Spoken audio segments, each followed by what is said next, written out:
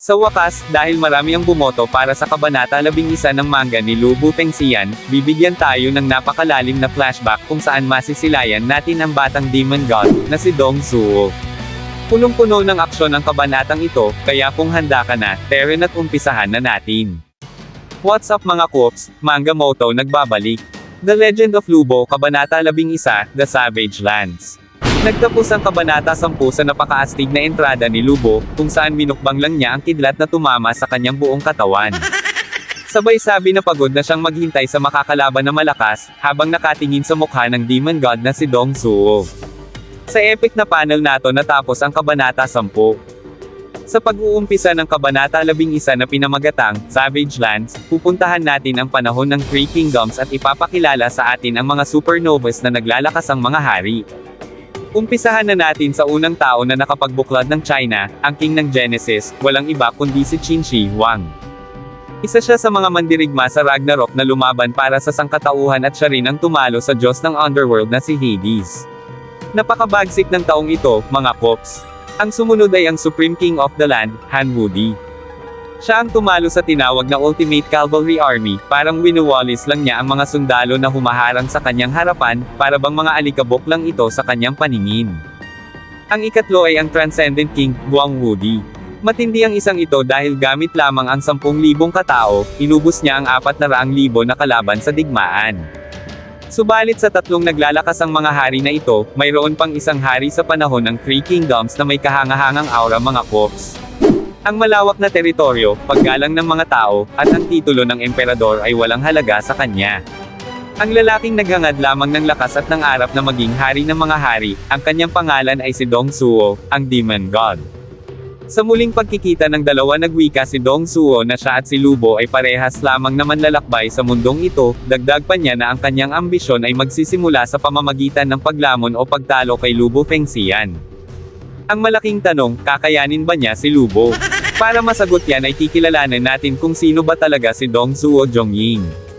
Sa panel na ito, isasalaysay ang kwento ng tunay na tala sa panahon ng tatlong kaharian. Ipinanganak si Dong Zuo sa Lintao Country sa Longxi Commandery ng lalawigan ng Liang sa kilalang sambahayan ng Dong. Sinulat ni Chen Shou na siya ang pinakakarumal-dumal na diktador sa buong kasaysayan. Ang tanong, totoo ba ito? Ang sagot ay hindi mga Koops. Subalit sino nga kaya si Dong Zuo? Kumapit ka dahil sa wakas, isisiwalat sa atin ang isang lihim na katotohanan tungkol sa pinakailalim ng mundo. Isang lugar na hindi gaanong kilala ng karamihan, kung saan nagtipon ang mga tao mula sa iba't ibang imperyo tulad ng Han, Satavahana, Kushan, Parthian, at maging ang Roman Empire. Dito nagkasama-sama ang mga kriminal, alipin, at iba pang mga mababang uri ng tao na itinapon na ng mundo. Walang konsepto ng pinagmulan o hierarchy sa lugar na ito, at walang mga batas na sumasaklaw dito. Tinawag ng mga tao ang lugar na ito bilang Savage Land. Ito ang lugar kung saan lumaki si Dong Zuo, ang tunay na pinanggalingan niya na hindi naitala sa kasaysayan. Sa kanlurang distrito, mapupunta ang panel sa dinastiyang Han. Doon makikita ang taong bayan na nagkakagulo at nagtatakbuhan, habang ang iba naman ay sugatan. Sa gitna ng kaguluhan, may isang misteryosong lalaki na kumakain. Hindi nila alam na ito pala ang batang Dong Zuo, na sa panahong ito ay 14 na taong gulang pa lamang. Kilala siya sa bansag na God of the Sky Ano. Sa kabilang banda, naghahanda naman ang mga sundalo ng imperyo ng Han sa pagsalakay ng mga magnanakaw. Subalit sa isang iglap, ubos agad ang mga sundalo. Ang tumapo sa kanila ay kilala sa bansag na Diyos ng Buwan, si Sin. Napasabi naman ang kasama ni Sin na tulad parent siya ng dati, walang awa kung pumatay. Habang nag-uusap sila, sa kanilang likuran, biglang may mga sundalong papalusob, nagpakawala ng sangkatutak na matatalim na kadena sinergal na nagtuhog sa lahat ng sundalo na nasa kanilang likuran. Kilala siya bilang God of the Underworld. May isang dambuhalang kalasag naman ang patuloy na hinahabol at inaatake ng mga sundalo. Sumisigaw ang tao na nasa ilalim ng kalasag na huwag na siyang sundan. Ngunit napuno na ito kaya naglabas ng maraming tusok-tusok ang kalasag, na bumaon sa katawan ng mga sundalo at agad nilang kinasawi.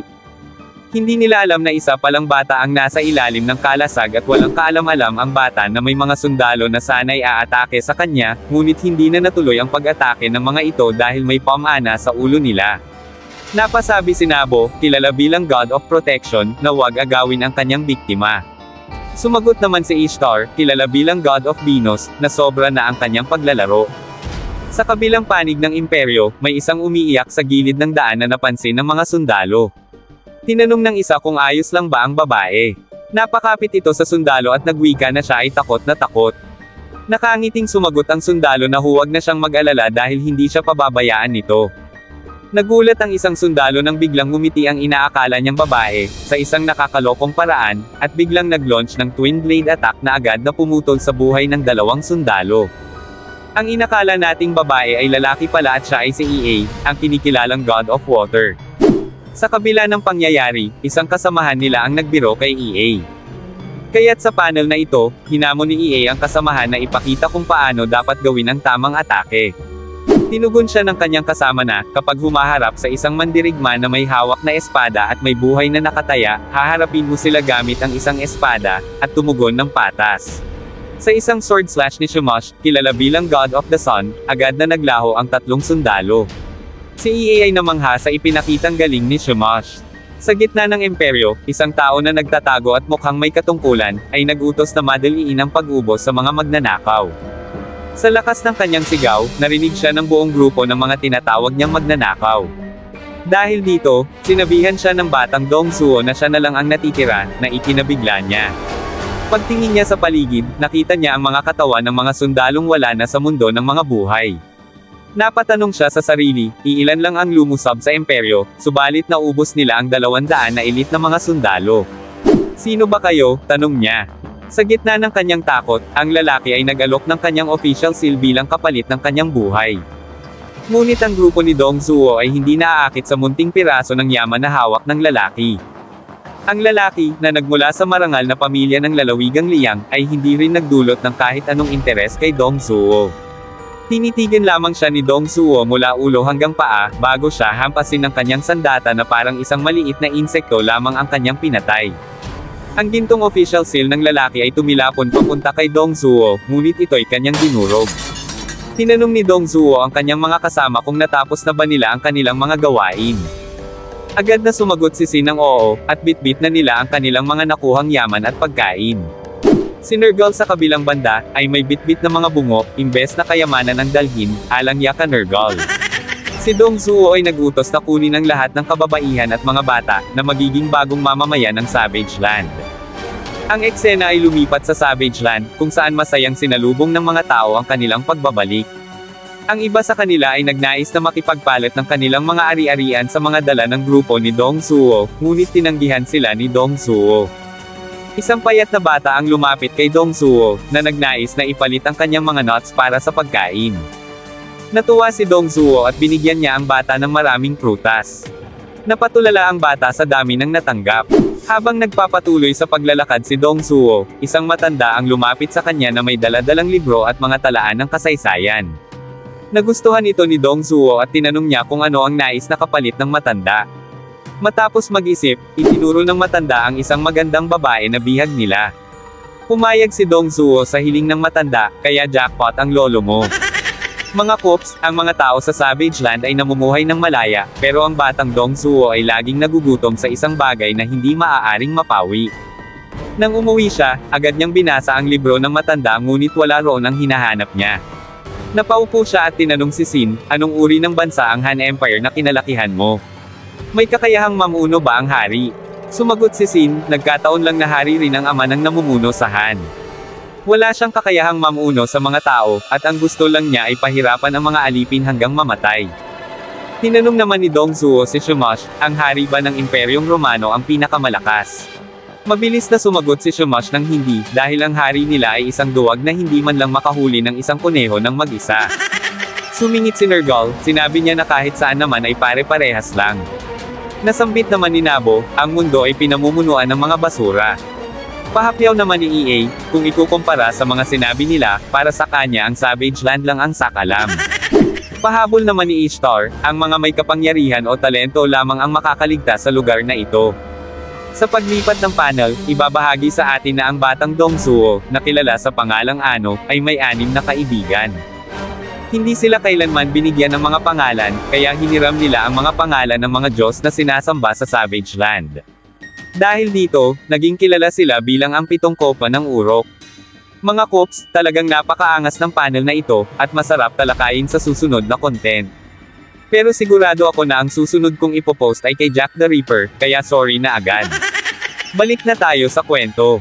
Sa pagpapatuloy ng kabanata, tumayo si Dongsuo at tinitigan ang mapa ng mundo na kanyang iginuhit sa dingding ng kuweba. Lahat ng kanyang mga kaibigan ay napatingin sa kanya, naghihintay ng kanyang sasabihin. Nagtanong siya sa sarili kung ano nga ba ang mundong ito.